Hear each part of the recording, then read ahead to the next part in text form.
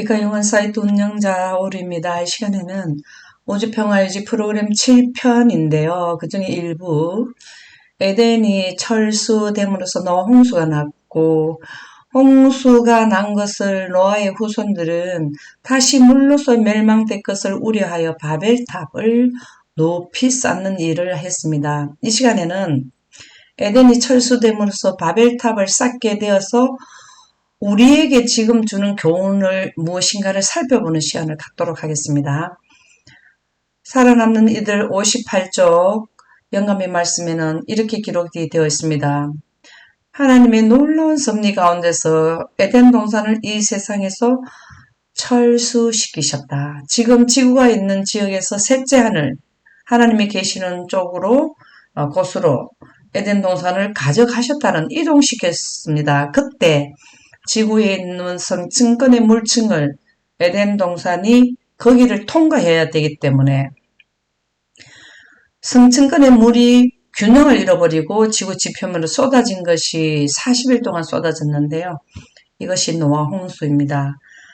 홍수를 이렇게 놀라운 섭리로 에덴을 철수시키면서 홍수는 났지만 그 원인을 그렇게 하게끔 한 것은 그 시대에 노아 홍수 이전의 고대인들, 인류가 도덕이 너무 땅에 떨어지는 행동을 했기 때문에 하나님께서는 한계점에 온 것을 보시고 이 일을 진행하신 것입니다.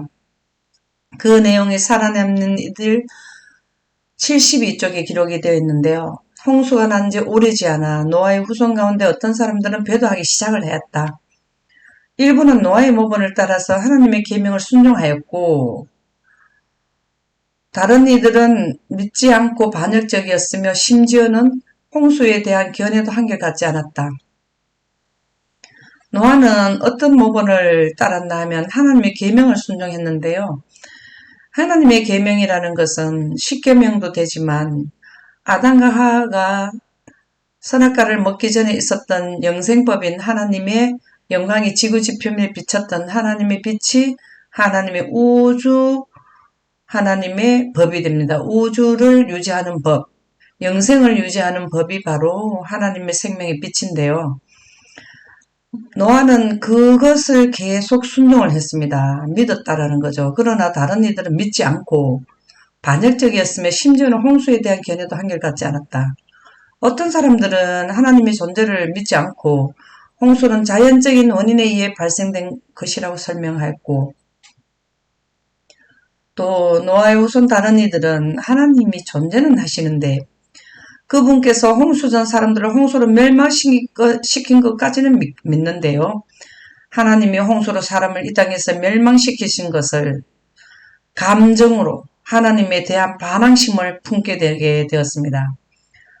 가인과 아벨이 하나님께 제단을 쌓았을 때 가인은 자기가 농사 지은 것을 제물로 가지고 왔고 아벨은 노아의 모본을 따라서 노아가 지켰던 하나님의 계명을 따라서 이 지구에 예수님이 희생의 공로, 구속의 제도를 통해서만 다시 아담의 등진빛이 개통된다라는 그것을 위해서 예수님이 십자가에 못 박히신 것을 예표하는 양을 잡아서 제단에 제사를 드리게 되었습니다. 그때 아벨의 제단에는 하나님의 영광이 내려와서 제물을 살랐지만 가인에게는 아무런 그런 표시가 나타나지 않았기 때문에 가인은 기분이 나빴고 하나님에 대한 반항심을 품었으며 동생 아벨을 살인을 하게 된 것입니다. 홍수로 멸망시킨 하나님을 이제는 불평을 하기 시작했는데요. 그 말씀이 부조화 선지자 120쪽 영감의 말씀에 기록되어 있습니다. 바벨탑 건설자들은 하나님께 대한 불평의 정신에 빠졌다.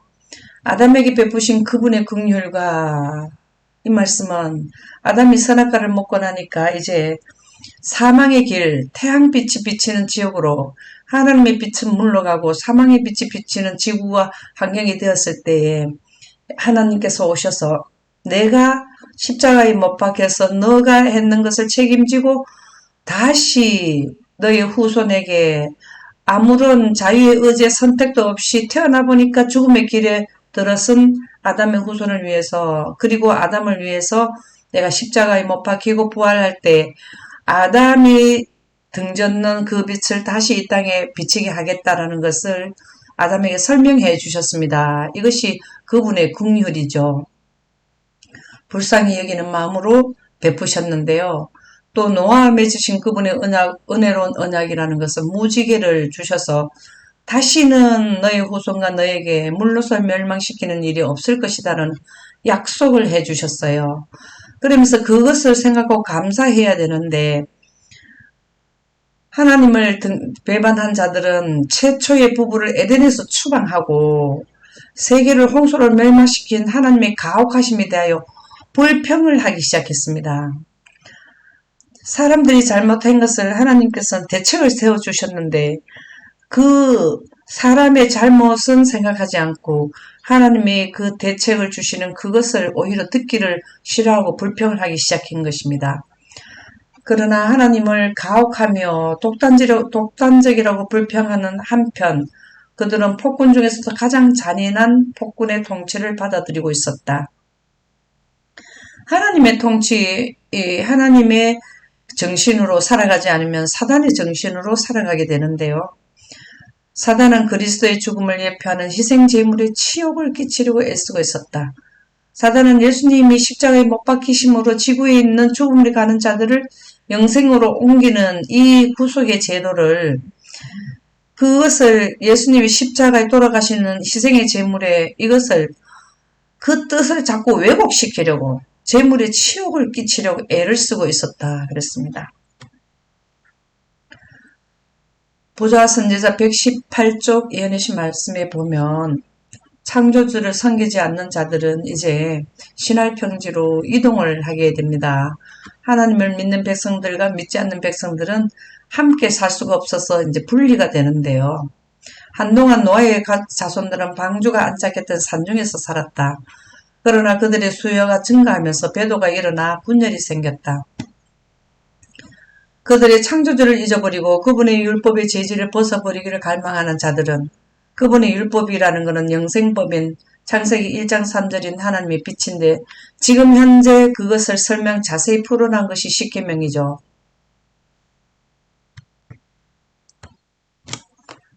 하나님을 두려워하는 그들의 형제들의 교훈과 모본을 늘 귀찮게 여겼다. 우리가 죽음에 온 것은 아담이 잘못한 것이지 하나님이 잘못한 것이 아니고 그 또 대비책을 주셨기 때문에 우리는 예수님의 희생의 공로를 통해서 다시 하늘나라에 갈 수 있다. 아담과 하와가 살았던 환경으로 다시 갈 수 있다. 이러한 내용을 그들은 설명을 해줬지만 창조주를 잊어버리고 그분의 율법의 재질을 벗어보기를 갈망한 자들은 이러한 그 설명을 귀찮게 여겼다 그랬습니다. 그리하여 얼마 후에 그들은 하나님을 경배하는 자들과 분리되기로 결정하였다. 도저히 여기서 같이 못 살겠다. 그래서 저들은 유브라데스 강변의 신할평지로 이동하였다. 여기에 아라랏산에서 노아의 방주가 아라랏산에 머물렀을 때 여기에서 내려서 그의 가족들은 여기에 살다가 후손들이 많이 남으로 하나님을 배도하는 자들이 함께 살 수가 없어서 이제 이동을 했는데 유브라데스 티그리스 강 사이에 신할평지가 있습니다. 여기에서 그들은 이쪽으로 이동을 했는데 왜 여기로 오게 되면 이동하다 보니까 이곳 지형이 아름답고 이 양쪽에 큰 강들이 있으니까 비옥한 데 마음이 끌려 이 평야에 거주하기로 결정하였다. 그들은 이 신할평지에 도시를 건설하고 여기에 도시를 건설하고 그 도시 안에 세계의 경리가 될 놀라운 굉장히 높은 탑을 세우기로 결정하였다. 바벨탑을 쌓기로 결정을 했습니다. 바벨탑을 건설한 주동자는 니므롯인데요. 창세기 10장 6절에서 10절에 나옵니다. 함은 아들 구스를 낳았고 구스는 니므롯을 낳았습니다. 함은 노아의 아들인데요. 노아의 증손자가 니므롯인데 이 니므롯이 바벨탑 건설자의 최고 지도자가 되는데요. 그는 세상의 첫 용사라. 그가 여호와 앞에 용감한 사냥꾼이 되었으므로 속담에 이르기를 아문은 여호와 앞에 니무롯같이 용감한 사냥꾼이로다 하더라. 니무롯이 세웠는 나라는 시날 땅의 바벨과 에렉과 악갑, 갈레에서 시작되었다. 그래서 아주 평야가 기름진 곳에 니무롯은 자리를 잡게 된 것입니다. 니무롯과 건설자들은 왜 바벨탑을 짓게 됐는 것은 홍수를 면하고 또 홍수가 나서 죽음을 면하자라는 의미도 있고요. 살아남는 이 72쪽 영감의 말씀에는 그들은 홍수가 다시 올지라도 안전할 것이라고 생각하였는데 이는 홍수 때의 수위보다 홍수 때는 지구 지표면에서 가장 높은 산에서도 15규빗, 7m 높이가 더 산에서부터 더 높았는데 이거보다 더 높게 지으면 홍수가 와도 살아남을 것이라 생각을 한 것입니다. 그래서 그보다 훨씬 더 수위보다 훨씬 더 높게 탑을 세울 것이기 때문이었다. 그렇게 되면 온 세상 사람들이 그들에게 영광을 돌리고 엄청난 큰 일을 했기 때문에 백성들이 그들에게 영광을 돌리고 그들은 신과 같이 되어 신에게 경배를 하듯이 그들은 경배를 받을 정도로 이제 큰 그 능력을 보여준다라는 것이죠. 그래서 백성들을 지배하게 되리라. 민족을 지배하는 왕이 될 것이다. 되리라는 생각으로 탑을 짓도록 그 뜻을 고안한 것입니다. 이 탑은 그 건설자를 높이려고 계획되었고 홍수에서 이제 다시는 죽음을 면하리라는 것도 있지만 사실은 이렇게 도시를 만들고 도시의 중심에 바벨탑을 건설해서 많은 백성들에게 영광을 받고 신이 되고 그 다음에 건설자를 높이려고 높은 백성들 위에 높이려고 그렇게 계획을 한 것입니다. 그래서 이 땅에 살게 될 다른 사람들의 관심을 하나님께로부터 그들의 우상 숭배로 돌릴 목적으로 고안된 것이었다. 바벨탑은 하나님을 배반한 자들, 하나님의 반대편에 쓴 자들이 고안하고 지었기 때문에 그를 따르는 자들도 다 하나님을 떠나서 우상 숭배로 우상을 숭배하도록 그들을 이끌고 가리라는 것이 목적으로 고안되었다는 것입니다. 탑 건설이 완공되기 전에 사람들이 탑 안에 살고 있었다. 방들은 화롭게 설비가 갖추어지고 장식되었으며 그들의 우상들에게 봉헌되었다. 하나님을 믿지 않는 자들은 만일 그 탑을 하늘에까지 닿게 할 수 있다면 홍수의 원인을 규명해낼 수 있으리라고 생각하였다. 그들은 어디까지 가게 하라면 하나님이 계시는 하늘에까지 닿게 할 수 있을 것이라 생각했는 것입니다. 그러면 홍수도 면하고 그들의 노력으로 하늘까지 도달하겠다라는 그러한 내용으로 고안을 했다는 것입니다. 그들은 부자선지자 영감의 말씀 118쪽에 보면 이곳에서 도시를 건설하고 신할평지에서 도시를 건설해서 그 도시 안에 세계의 경리가 될 굉장히 높은 탑을 세우기를 결정하였다. 굉장히 높은 탑이 바로 바벨탑인데요. 이 사업은 백성들이 각지에 널리 흩어지는 것을 막고자 계획했는데 사실은 단일 왕국을 건설해서 모든 지구에 있는 모든 백성을 통치하겠다라는 의미가 있는 것이고 시나이 평지에 세워진 도시는 세계적 수도가 되도록 목적을 세웠던 것입니다.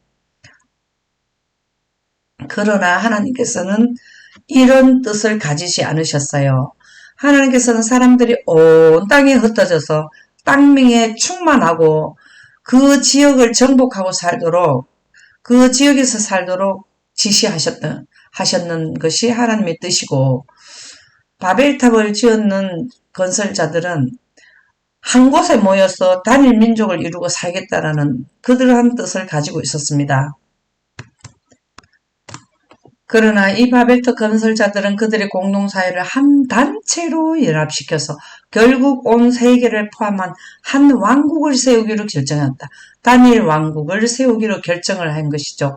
그리하면 그들의 도시는 세계적 제국의 수도가 될 것이며 그 영광은 온 세계의 칭찬과 존경을 자아낼 것으로서 건설자들은 명성을 얻을 것이며 하늘에까지 닿을 굉장한 탑은 이 탑 건설자들의 명성을 후대에 길이 보존시키면서 저들의 능력과 지혜의 기념비로서 서있게 하고자 의도되었다. 바벨탑을 짓게 된 목적, 이것은 바로 온 세계의 지구에 있는 세계를 하나의 단일 왕국으로 세워서 그들이 지었는 수도가 세계적인 수도가 되고 모든 백성을 통치하는 단일 왕국의 단일 왕이 되겠다라는 것이 그 지었는 분들의 의도였다라는 것입니다. 살아남는 이들 149쪽에 보면 이들은 재물을 이제 사람을 바치기까지 마음이 부패되었는데요. 주께서는 아담의 죄를 범한 후에 맨 처음 희생제도를 아담에게 세워주셨고 예수님이 십자가에 못 박혀 돌아가시고 부활하실 때에 아담에 의해서 차단된 선악과를 먹고 지구에 비쳤던 창세기 1장 3절의 빛이 물러간 것을 예수님이 십자가에 부활하시고 돌아가시고 부활하실 때에 아담이 등진 그 빛을 다시 예수님을 통해서 이 땅에 넣겠다라는 그것이 바로 희생제도인데요. 아담이 이것을 저희 자손에게 가르쳐 주었다. 그래서 아담의 후손 셋, 그 다음에 에녹, 무두셀라, 노아 이렇게까지 계속해서 양을 잡아 이렇게 제단에 제사 지내는 제도를 지켜 내려왔는데요. 이 제도는 홍수 전부터 오염되었고 또한 하나님을 신실히 따르는 자들로부터 떠나 바벨탑을 건축하는 데 참가했던 사람들에 의하여 다시 부패되었다. 그들은 하늘에 계신 하나님 대신 그들이 만든 신에게 제물을 드렸는데 그들이 제물을 드린 것은 장차 오실 구주에 대한 믿음 때문이 아니고 양을 잡아 제사 지내는 것은 예수님을 예표한 것인데 거기에 대한 믿음이 아니고 다만 더러운 우상의 제단에 많은 짐승을 드림으로써 그들의 신들을 기쁘게 하리라고 생각한 것뿐이었다.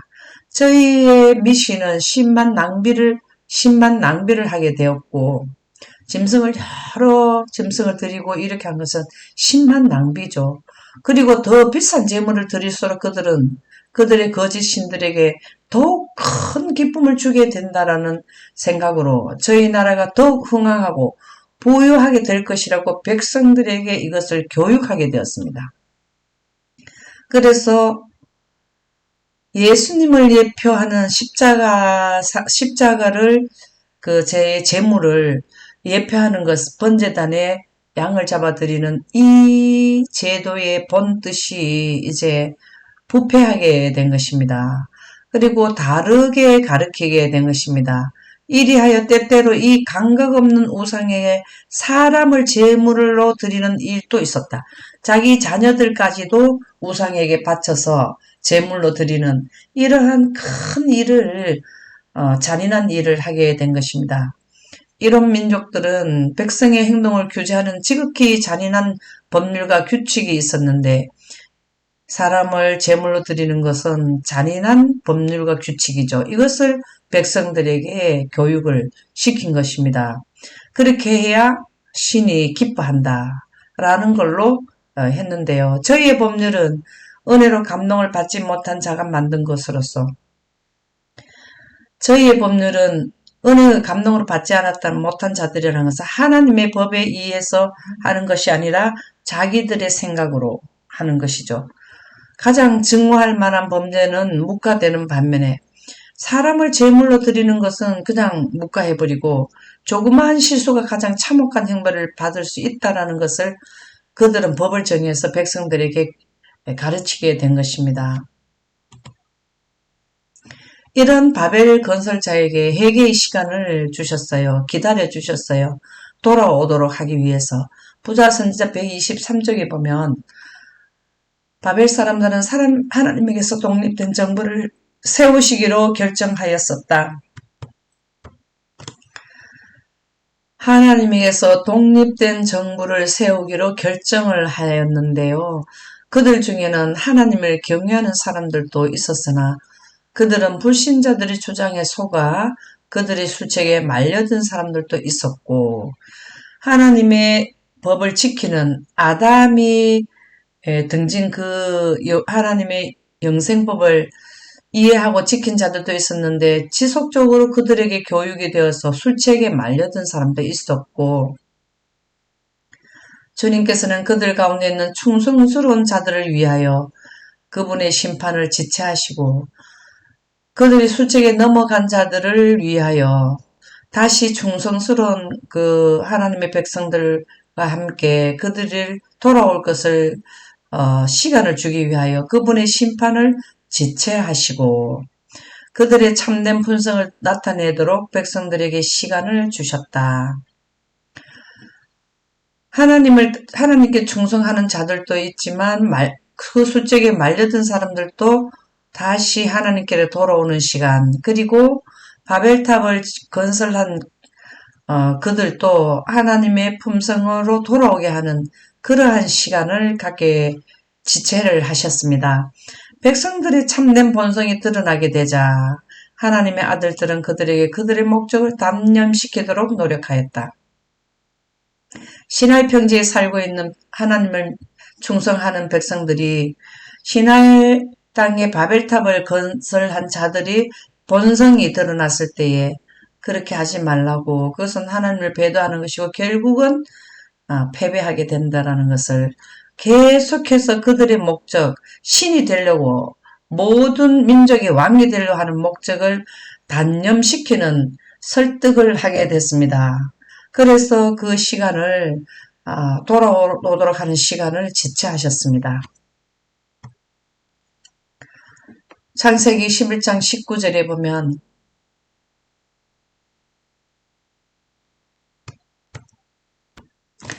창세기 11장 1절에서 9절에 보면 온 땅의 언어가 하나요 땅이 하나였 말이 하나였더라. 이에 그들이 동방으로 옮기다가 시날 평지를 만나 거기 거류하며 서로 말하되 자 벽돌을 만들어 견고히 굽자 하고 이에 벽돌로 돌을 대신하여 역청으로 진흙을 대신하고 또 말하되 자 성읍과 탑을 건설하여 그 탑 꼭대기를 하늘에 닿게 하여 우리 이름을 내고 온 지면에 흩어짐을 면하자 했더니 여호와께서 사람들이 건설하는 그 성읍과 탑을 보려고 내려오셨더라. 여호와께서 이르시되 이 무리가 한 족속이요 언어도 하나이므로 이같이 시작하였으니 이후로는 그 하고자 하는 일을 막을 수 없으리라. 이대로 그대로 둔다면 계속해서 탑을 쌓는 그 일을 막을 수 없으리로다. 그러니까 우리가 내려가서 거기서 그들의 언어를 혼잡하게 하여 그들이 서로 알아듣지 못하게 하자 하시고 여호와께서 거기서 그들을 온 지면에 흩으셨으므로 그들이 그 도시를 건설하기를 그쳤더라. 그러므로 그 이름을 바벨이라 하니 이는 여호와께서 거기서 온 땅의 언어를 혼잡하게 하셨음이니라. 여호와께서 거기서 그들을 온 지면에 흩으셨더라.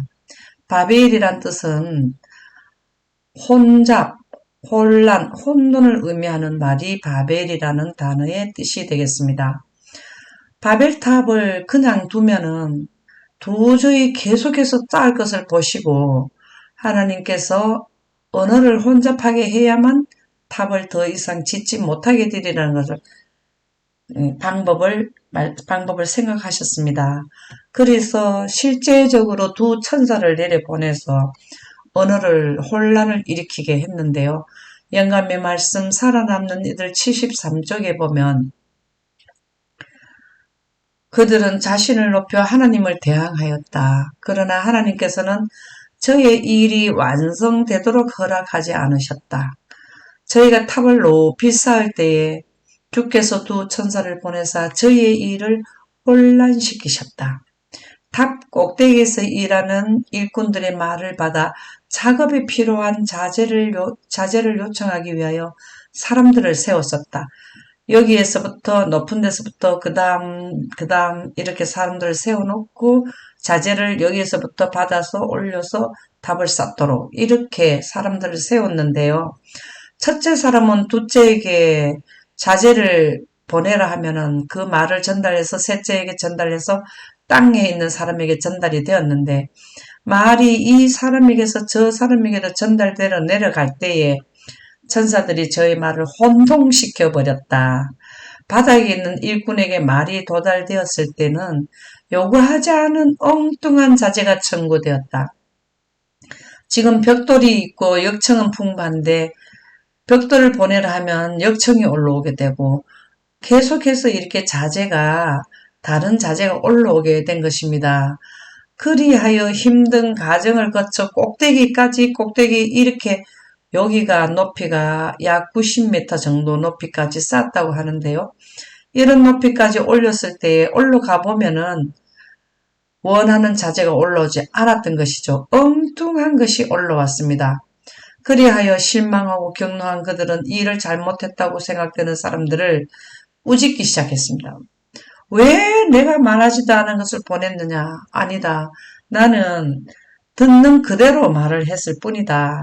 이렇게 꾸짖게 되는 일이 일어났습니다. 하나님께서는 더 이상 이제 탑을 짓지 못하게 되었을 때에 상부의 탑을 번개로 파괴시키셨는데요. 그 말씀이 부조와 선지자 120쪽에 기록이 되어 있습니다.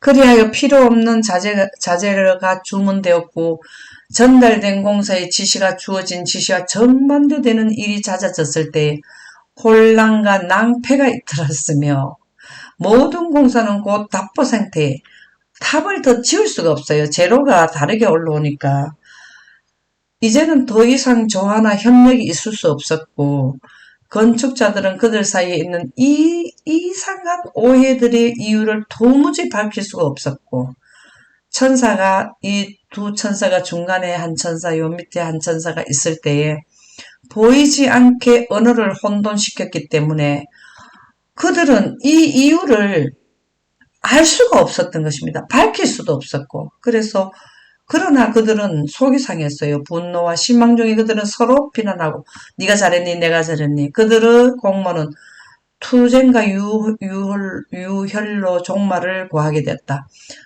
피를 흘리는 싸움까지 하게 되었다는 것이죠. 감정이 격해서 하나님의 불쾌히 여기심의 증거로 이번에는 탑은 이제 답보 상태이지만 하늘에서 번개가 내려 탑의 상부를 파괴시켜서 탑의 위층에 있는 쌓아놨던 이것들이 땅에 떨어지게 되었습니다.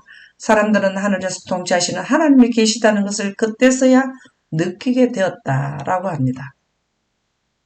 부자 선지자 123쪽 영험의 말씀을 보면은 이제 바벨탑 건설은 패배로 끝나게 되었는데요. 바벨탑 건설자들의 계획은 수치와 패배로 끝났는데 수치죠. 많은 사람들에게 그들의 능력을 보여줘서 왕이 되려고 했는데 그것이 이제 수치로 끝나게 되었고 결과적으로는 그들의 계획이 패배로 끝났습니다. 이만큼 쌓아놨는데 하늘에서 번개를 내려서 이제 파괴를 시켜버렸으니까 그들은 오랜 시간에 탑을 쌓았지만 하나님께서는 단번에 파괴를 시키는 번개를 내려 보내신 것입니다. 그들의 교만의 기념비는 그들의 어리석음의 기념비가 되었고 이러한 그때 당시에 바벨탑 건설자들의 교만의 기념비가 어리석음의 기념비가 된 것을 지금 현재 사람들도 여전히 동일한 노선을 걷고 있다라는 것입니다. 하늘나라에 가려고 하면 하나님께서 십자가에 못 박히시고 부활하심으로써 차단된 하나님의 영생의 생명이 차단된 지역에 하나님의 영광을 개통시킴으로써 하늘나라에 갈 수 있다라는 이러한 하나님의 구속의 제도를 그들은 믿지 않고 자기들이 노력해서 쌓아서 하늘에 닦고자 하는 이러한 것은 잘못됐다는 것입니다.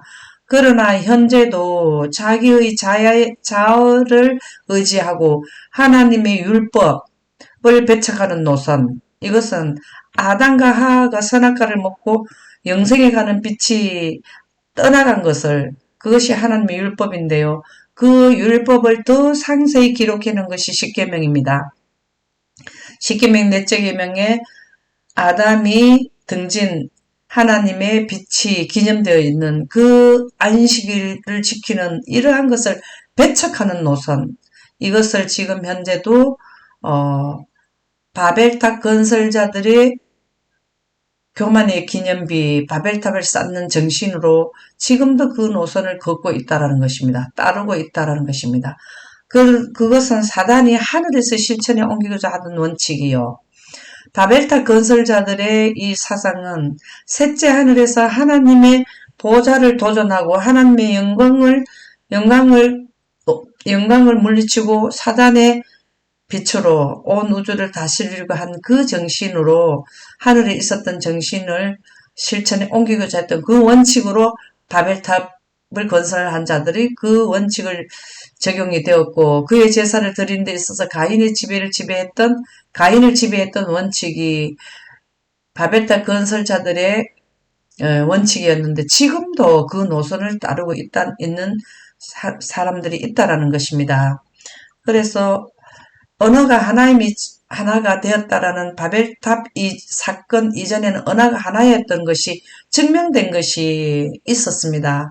2000여 년 전에 예수님께서 승천하시고 난 뒤에 제자들이 이른비 성령을 받았습니다. 사도행전 2장 4절에서 12절에 보면 그들이 다 성령의 충만함을 받고 성령이 말하게 하심을 따라 다른 언어들로 말하기를 시작하니라.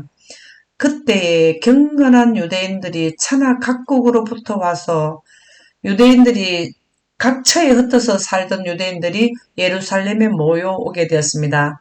예루살렘에 머물러 있었는데 이 소리가 나며 큰 무리가 모여 각각 자기의 방언으로 제자들이 말하는 것을 듣고 소동하여 다 놀라 신기하게 여겨 이르되, 예수님의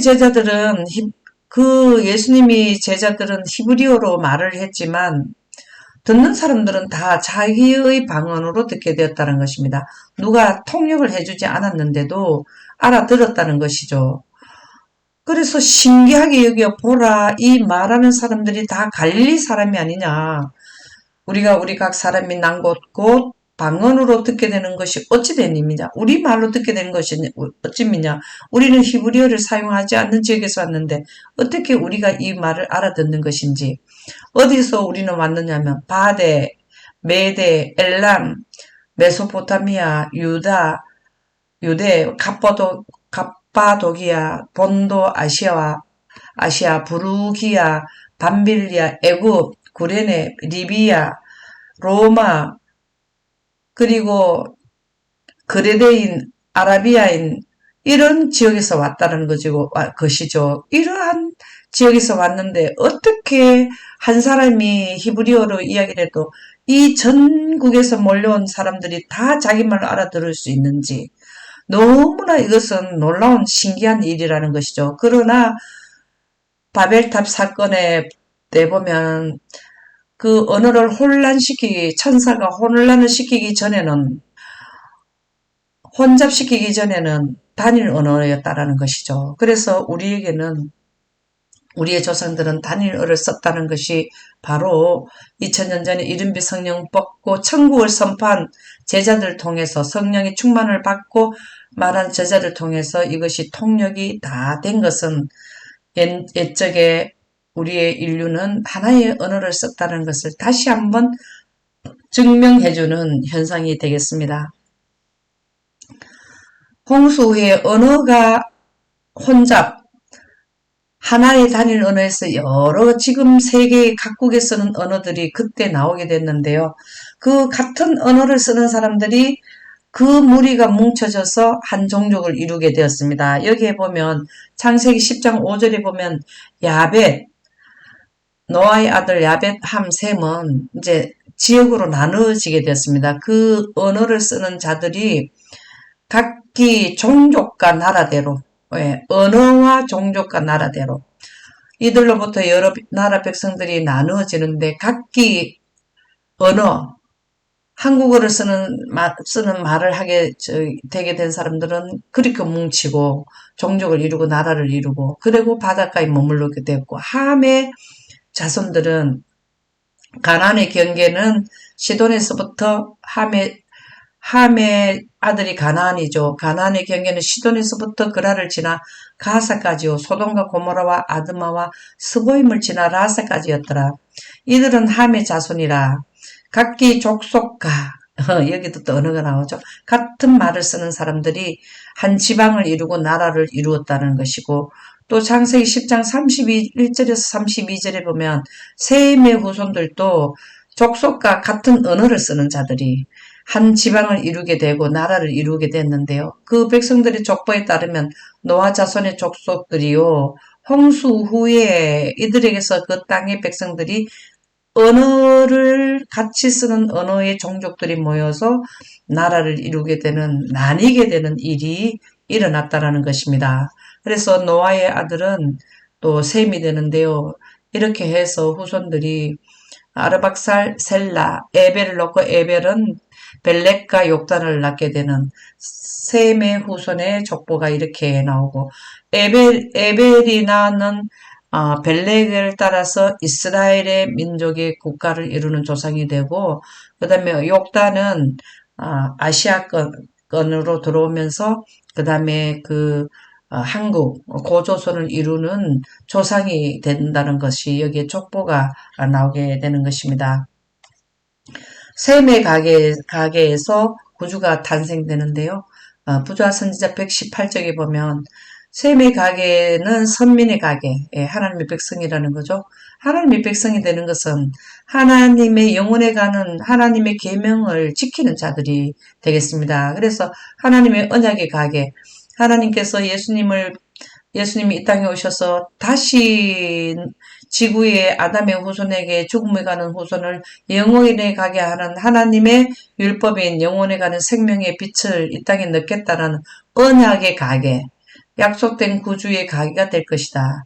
거기에서 그 혈통으로 예수님이 이 땅에 오신다는 것이죠. 요한은 셈의 하나님이셨고 그에게서 아브라함이 그리하여 이스라엘 백성이 생겨날 것이다. 그들을 통하여 그리스도께서 이 땅에 오시게 되고 여호와를 자기 하나님으로 삼는 백성은 복이 있게 되는 이것은 영생복이죠. 하나님을 섬기는 자들은 결국은 영생의 복이 있다라는 것입니다. 욕단의 아들들의 이동 경로를 좀 살펴본다면요. 영감의 말씀 창세기 10장 21절에서 32절에 나옵니다. 셈은 에벨 온 자손의 조상이고요. 네, 셈은 에벨을 낳았고 에벨은 벨렉과 욕단을 낳았는데요. 욕단은 바로 고조선의 조상이 되는 그러한 분인데요. 이들은 다 욕단의 아들들이며 요 위에 나오는 분들이 오발과 디글라와 쭉 나오는데요. 이들은 다 욕단의 아들인데 그들이 거주하는 곳은 욕단의 아들들은 어디로 오냐면은 여기에서 아라랏산이 있는 데서 메사로부터 스발로 가는 길의 동쪽 산, 천산 산맥을 넘어서 알타이 산맥을 넘어서 이렇게 고조선을 이루는 이쪽 지역으로 오게 되었다라는 것입니다. 이들은 셈의 자손이 그 족속과 언어와 여기도 보면은 같은 언어를 쓰는 자들, 이쪽에 오면서도 같은 언어를 쓰는 사람들이 한국말을 하는 사람들은 한국 나라의 민족이 되고 그 다음에 중국말을 하는 사람은 중국을 이루게 되고 몽골은 또 몽골의 단어를 쓰는 사람들은 몽골로 자리를 잡게 되고 이렇게 해서 족속과 언어와 지방과 나라대로 했는데 이들은 그 백성들이 족보에 따르면 노아 자손의 족속들인데요. 홍수 후에 이들에게서 그 땅의 백성들이 나뉘어졌다. 여기에서 땅의 백성들이 나뉘게 진 것은 벨렉과 욕단 시대에 전 세계적으로 나가게 되었다라는 것입니다. 국가와 민족을 이루게 되는 시점이 이때라는 것이죠. 그래서 단일 국가에서 민족적 국가, 그 바벨탑을 지었는 시나이 평지의 그 도시에서 그 다음에 모든 그 단일 국가를 이루러 가는 그러한 지역에서 이제는 각각 언어를 같이 쓰는 사람들끼리 모여서 민족과 국가를 이루는 일이 일어났다는 것을 영감의 말씀 보좌 선지자 122쪽에도 기록을 하고 있습니다. 그들의 동맹은 반역에 기초했다. 하나님을 반대하는 자들이 동맹한 것이 바벨탑을 지은 자들이죠. 그들은 하나님의 주권이나 영광을 인정하지 않고 하나님의 영광이 바로 하나님의 주권이고 영생가는 그 원리가 물과 성령, 물과 빛, 하나님의 빛으로 영원에 가게 하는 것이 바로 영광이 임할 때 그렇게 되는 것인데요. 자신들을 높이고자 왕국을 건설하였다. 만일 이 동맹이 허용되었다면 계속해서 하나님께서 그 바벨탑을 제지시키지 않았다면 그것이 한 강대국이 되어 지상에서 의로움, 평화와 행복과 안전도 함께 몰아내는 때 그 통치력을 사용했을 것이다. 바벨탑 건설자들은 인류가 진짜 평화를 누리고 행복을 누려야 되고 안전해야 되는데 이것을 하지 않는 일을 한 것이 바로 바벨탑 건설자들의 결과가 그렇게 된다는 것이죠. 그래서 그들의 통치력을 사용했을 것이다. 사람들은 거룩하고 의로우며 선한 하나님의 율법을 그들 자신의 이기적이며 잔인한 마음의 의도와 맞는 법으로 대체하려고 노력하였다. 사실은 평화와 행복을 줄 것 같이 하지만 그들의 통치는 자신들이 바벨탑 건설자들의 이기적인 것으로 사용을 하게 되고 통치를 잔인한 마음과 의도에 맞도록 통치를 하게 된다라는 것입니다. 그래서 하나님께서는 이러한 내용을 막기 위해서 단일 정부의 단일 왕이 세워지는 것을 원치 않으시고 부조화 선지자 122쪽에 보면 하나님의 뜻은 이것은 잘못되고 백성들이 어려움을 당할 것을 아시고 영감의 말씀에는 말씀해 주셨습니다. 이때까지는 모든 사람들이 동일한 언어를 사용해 왔었다. 이제는 서로 말을 알아들을 수 있는 사람들끼리 집단으로 뭉쳐서 사방으로 흩어졌다. 잔인한 통치를 받지 않도록 하기 위해서 지구 전체에 흩어지도록 하나님께서는 의도하셨는데 언어를 동일한 언어에서 혼잡을 하게 해서 서로 말을 알아들을 수 있는 사람들끼리 집단으로 뭉쳐서 사방으로 흩어지게 하나님께서는 계획하셨습니다.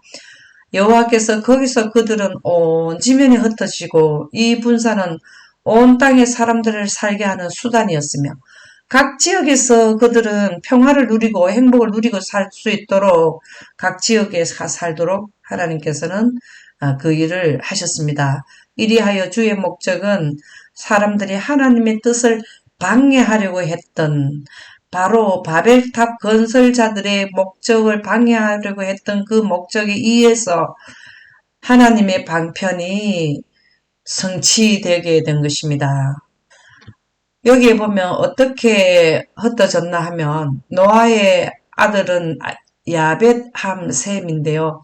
야벳의 아들 중에는 고멜이라는 아들이 있는데 이 고멜은 게르만 민족을 이루는 독일의 국가의 조상이 되었고 야벳의 아들 메색은 모스크바의 그 조상이 시작점이고 모스크바의 민족의 조상이 되겠고요. 마곡은 스키티아, 그 다음에 다리스는 트리키에, 야와는 그리스, 야벳의 아들 야와는 그리스, 두발은 그루지아, 마데는 메디아. 이렇게 야벳의 아들들은 언어가 독일어를 쓰는 자들은 이쪽으로 모이고 그 다음에 메색, 모스크바의 언어를 러시아어를 쓰는 자들은 이쪽으로 가게 되고 이렇게 다 언어를 같은 말을 쓰는 자들끼리 모여서 국가를 이루게 되었습니다. 그 다음에 함은 리비아, 함의 아들은 붓인데 리비아, 그 다음에 밑으로 이쪽으로 나가게 되고요. 셈의 아들은 룻은 루디아, 아르박살은 하란, 아수르와 아람은 시리아의 민족이 국가를 이루는 조상이고요. 그 다음에 엘람은 페르시아, 이란을 이루는 민족의 조상이 바로 엘람입니다. 이렇게 해서 언어를 혼잡하게 됨으로써 국가가 형성되어서 하나님의 뜻이 이제 이루어지게 된 것입니다. 그러나 하나의 문제가 있는데요. 언어가 혼란됨으로써 복음이 막히게 된 일이 벌어지게 된 것입니다. 영감의 말씀 부좌선자 120쪽에 보면은 하나님을 대적하고 일어난 사람들은 큰 손실을 당했는데 어떤 손실을 당했냐면 하늘의 천국의 복음을 들을 수 있는 길이 차단된 것입니다. 사람들이 세계 각처에서 나라들을 건립하기 위해 나아갈 때에 하나님의 원래의 뜻에 관한 지식을 지니고 가서 천국 복음, 하나님의 영혼에 가는 영광의 본질을 이해해서 그 나라에 가서 하나님의 영생에 가는 창세기 1장 3절의 빛을 이해되고 예수님의 희생의 공로를 통해서 다시 영생에 가는 빛이 지구에 들어오는 이러한 그래서 인류가 영생에 가게 된다라는 것을 그 뜻을 가지고 가서 진리의 빛이 대대로 밝게 후손들에게 이 영생하는 원리가 대대로 후손들에게 비치게 하는 것이 그분의 목적이었는데요. 충실한 의의 설교자 노아는 홍수 후 350년을 살았고 셈은 500년을 살았습니다. 이분들은 진리의 빛, 아담에 의해서 차단된 영생에 가면은 창세기 1장 3절의 빛을 그들은 보존하고 있었고 이것이 하나님의 계명인데 그들은 이것을 후손들에게 충실히 설교를 했는 분들입니다. 그러나 이분들은 어디에 살았냐면은 예루살렘 이스라엘 나라에 계속 살게 되었는데 이분들의 그 의에 대한 내용을 설교를 들을 수 없게 됐어요. 너무나 멀리 갔고 원래 언어가 혼란이 일어나기 전에 이 빛을 이해하고 각 지방으로 흩어지면 좋은데 그들이 거의 뭐냐면 하나님의 말씀을 듣기 싫어한 자들이 바벨탑을 지었기 때문에 그들은 그 진리의 빛을 갖지 못하고 각 지역으로 흩어지게 된 것입니다. 그리하여 아담과 노아와 셈하고 그 하나님의 진리의 빛을 가지고 있는 자들하고는 너무나 먼 거리에 흩어졌기 때문에 이 말씀을 언어도 또 같지 않아서 들을 수 있는 기회가 차단됐다라는 것이죠. 그리하여 그들의 후손들은 하나님의 요구와 하나님께서 그들의 조상들을 취급하신 역사에 정통하게 될 수 있는 기회가 있었는데 그러나 그들은 그들의 구미에 맞지 않는 이 진리들의 귀를 기울이지 하지 않고 헤어졌기 때문에 그들은 마음에 하나님을 두기를 싫어했기 때문에 언어의 혼란으로 인해서 더욱더 그들은 하나님의 빛을 그들에게 줄 수가 있었을지 모를 사람들과의 왕래가 거의 차단당했다. 노아의 후손 셈과 노아와 이런 분들, 그 다음에 하나님의 진리의 빛을 가지고 있는 자들과 왕래가 거의 차단되어서 둘을 가지고 있는 분들하고 만나는 것이 왕래가 잘 안 되었기 때문에 천국 복음을 들을 수 있는 기회가 차단됐다는 것입니다. 바벨탑의 그 교훈은 지금 현재도 우리에게 적용이 되는데요. 영감의 말씀 보좌 선지자 124쪽에 보면 예수님께서는 이 땅에 오셔서 교회를 세우는 데에 예수님께서 그 일을 하셨습니다. 그래서 예수님이 돌아가시고 난 뒤부터는 사도들에 의해서 교회들이 지금까지 이어져 오는데 그 교회를 통해서 우리에게 주는 믿음, 진리, 영혼에 가는 원칙 이러한 것들이 교회를 통해서 지금 온 세상에 드러나게 하는 것이 이 교회의 원래 하는 일입니다. 소위 그리스도 교계에서 많은 사람들이 성경의 단순한 가르침에서 떠나서 사람의 이론과 재미있는 우화로 신경을 만든다. 그리고 그들은 그 탑이 하늘에 올라가는 길이라고 가르친다. 범법자는 죽지 않을 것이요. 하나님의 영생하는 빛을 그것을 받지 않으려고 해도 죽지 않을 것이며, 하나님의 율법을 순종하지 않고도 구원이 확보될 수 있다고 가르치며, 능변을 토하는 입술의 사람들은 경탄하면서 집착한다. 하나님의 영원에 가는 빛을 받지 않아도 구원을 받을 수 있다. 예수님이 십자가에 못 박혔을 때에, 돌아가시고 난 뒤에 부활하실 때에 영광으로 부활하셨는데요. 구름에 하나님 빛이 입사된 것을 영광이라 하는데, 그 영광에 의해서 예수님이 다시 살아나셨거든요. 이러한 것을 순종하지 않는다는 거죠. 이것이 하나님의 빛은 법인데, 그것을 믿으려 하지 않고 자기들이 노력해서 갈 수 있다라고 하는 그 말을, 사람들은 거기를 집착한다. 그리스도를 따르노라고 공언하는 사람들이, 하나님을 믿는다고 하는 교회에 나오는 사람들이 그리스도를 따르는 자라고 공언하는 사람들이 하나님의 표준을 받아들인다면, 하나님의 표준은 아담이 선악과를 먹고 지구에는 태양빛이 비침으로써 모두가 죽는 환경인데, 하나님이 만들어내는 생성하시는 창세기 1장 3절의 빛을 십자가를 통해서 다시 들여놓고 그것을 인정하는 자들은 하나님의 표준을 받아들이는 자들이거든요. 그들 가운데 연합이 이루어질 것이다. 그렇게 하면 연합이 되는데, 이러한 구속의 제도를 제외하고 하나님의 율법인 하나님 빛을 받아들이려고 하지 않으면 인간의 지혜가 됩니다. 인간의 지혜로 하늘에 가려고 하는 자들은 그분의 거룩한 말씀 위에 높임을 받는 한, 거룩한 말씀 위에 지혜가 그분의 거룩한 말씀 위에 높임을 받게 되면, 그때는 바벨탑을 쌓을 때 일어나는 분열과 분쟁이 일어난다는 것입니다. 이것은 두 하나님의 표준과 인간의 지혜가 하나님의 말씀 표준 위에 있게 되면 상이한 아주 극적으로 틀리는 신조와 교파로 분리가 되는데요. 교파로 이루어진 작금의 혼란을 일으키게 되는데, 이것이 사실은 바벨론이라고 하는 말이 됩니다. 이러한 말로 적절히 표현되어 있는 것이 바로 바벨론이라는 말이 예언이 되어 있어요. 어디에? 계시록 14장 8절과 계시록 18장 2절에 보면 이러한 여기에 나오는 내용으로 봐서 인간의 지혜가 말씀 위에 높임을 받게 되면 그것이 바로 바벨론이 된다라는 것인데, 예언은 그 용어를, 바벨론이라고 쓴 용어를 세상을 사랑하는 마지막 때 교회들에게 적용된다. 교회에 다니기는 하지만 하나님을 믿기는 하는데, 하나님의 영원에 가는 빛을 등지게 되면 바벨론이 된다라는 것이죠.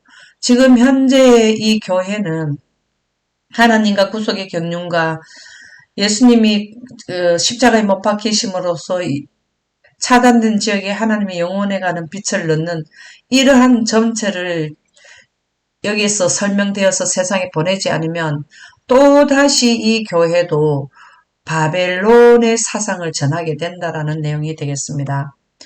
그래서 계시록 14장 8절에는 교회에서 바르게 이해된 자들이 잘못된 것을 설명해 주고 있는데요. 그것이 계시록 14장 8절에 나옵니다.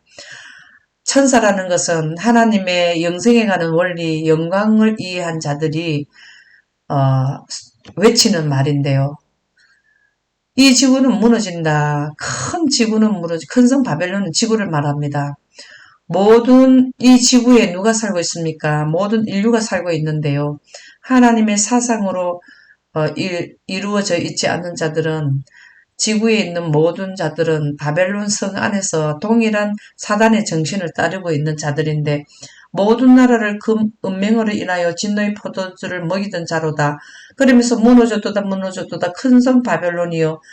그래서 지구가 무너질 것을 여기에 선포하고 있습니다. 그러면 그 바벨론에서 나오라는 것이죠. 그 말이 죽음의 원칙에서 영생에 가는 원칙을 이해하라는 것을 천사는 외치고 있습니다.